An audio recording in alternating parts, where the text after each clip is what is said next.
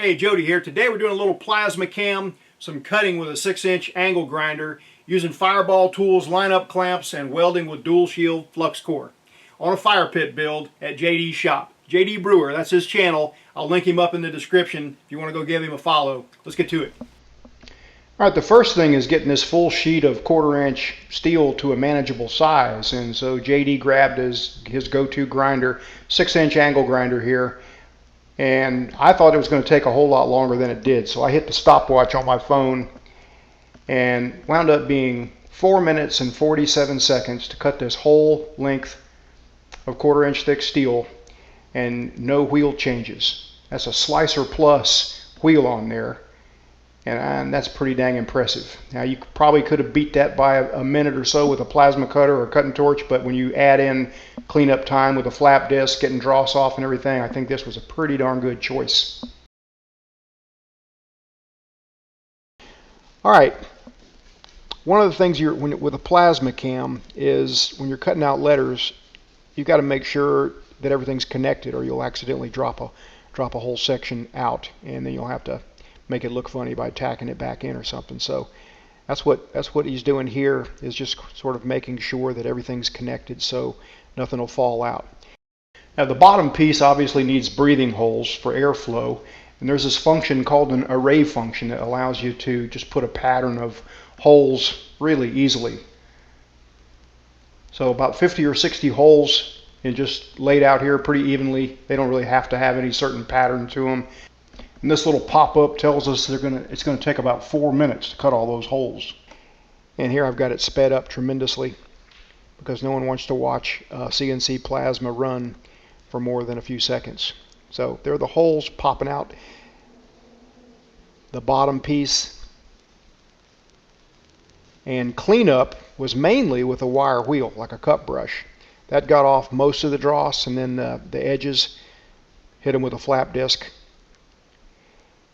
Now when we were at FabTech last year, when I was at FabTech with JD, he bought these fireball tools, blocks or squares. I'm not sure exactly what you call them, but he really likes them. You can see for something like this, they square it up every which way just by clamping it to the piece, because it's got such a wide base on it. So we're going for outside corner joints here. Going to line things up just about as close to corner as we can get them, and then we'll get a tack on it and go from there. This makes it easy, not having to hold with one hand and tack with another.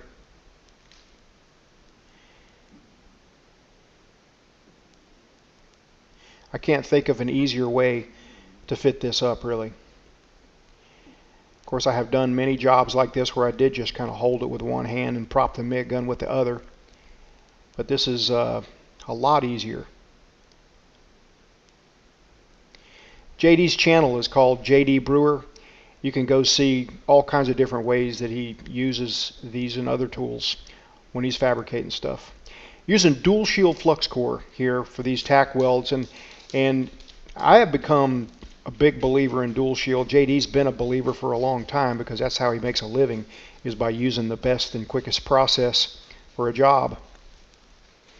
But the one thing about dual shield that you notice right away when you're tack welding with it is that you don't get any cold tacks. It would be rare for a tack to pop loose, whereas with short circuit MIG, it happens. You know, even when you've got your settings pretty hot, if you've got any dross or mill scale, it's very easy to, you know, especially if you're not wearing a helmet, if you're just kind of like blocking the light with one hand or something, it's really easy to not really get things fused where the tack pops loose. And you just don't see that with dual shield. It's got the flux inside the wire, and it's just like a hotter arc. Whole lot less likely to get a cold tack on it. So just about got it all tacked up, and when it's tacked plenty where it won't move, or where no tack is going to pop loose by doing a lot of welding, then we'll prop it up and put it in the most comfortable position to weld it out. So what the customer requested on this fire pit was last name and then all the names of the children around the edges, and it's going to look pretty cool with the fire in there. Now to put it on the Harbor Freight adjustable height cart. I'm going to get me one of these pretty soon because I've got a couple of turntable positioners that I'm always fighting with. They're pretty heavy. I'm having to lift them on and off tables all the time. So this thing lets us get it down to a real comfortable height for filming as well as for just so JD can be comfortable. You know, the ABCs of welding: always be comfortable. It really does matter. Now, dual shield is pretty forgiving on gun angle. You can do a little push, a little drag angle, straight in 90 degrees.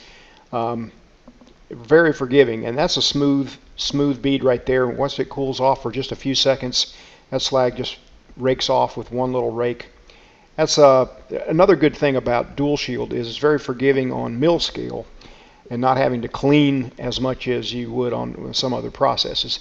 Always things weld better if you clean them, but in this case we cleaned the dross from the PlasmaCam but didn't really clean any mill scale off. Those are the settings: 24.5 volts, 300 inches a minute using 045 dual shield flux core wire. It's E71 T-1. Another thing about dual shield flux core, actually the word dual shield flux core I believe is a proprietary name, a trade name, I think from ESAB. So technically I guess you would call this outer shield or gas shielded flux core. But you know what I'm talking about. Another cool thing about it is that there's not much gun manipulation required. Sometimes just none. Sometimes just a straight up drag, even when you're going straight uphill. So if you're using pulse MIG, short circuit MIG or whatever, you usually have to do some kind of manipulation going uphill to make things come out flat, otherwise they crown up too much. Dual shield, that's not the case. It just punches in there with just a very slight side to side motion uphill, and here it's just a straight drag. It's a really good process for work like JD does, where a lot of it is heavy box tubing, channel, I-beam, stairs, tread plate, mezzanines, columns. You know, all that stuff's got hot rolled mill scale on it, and the dual shield doesn't phase it.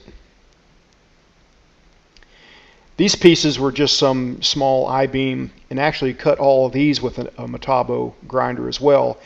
Cut all these cuts in less than 5 minutes with one wheel. So those are pretty crazy.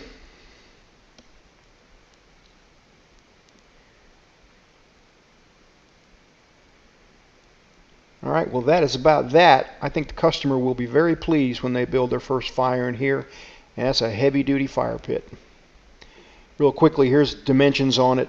It's a little bit over 27 inches from flat side to flat side, and about 31.5 from corner to corner. And you can see there maybe 14 inches tall overall, just to give you an idea of the scope of this thing. Thanks for watching.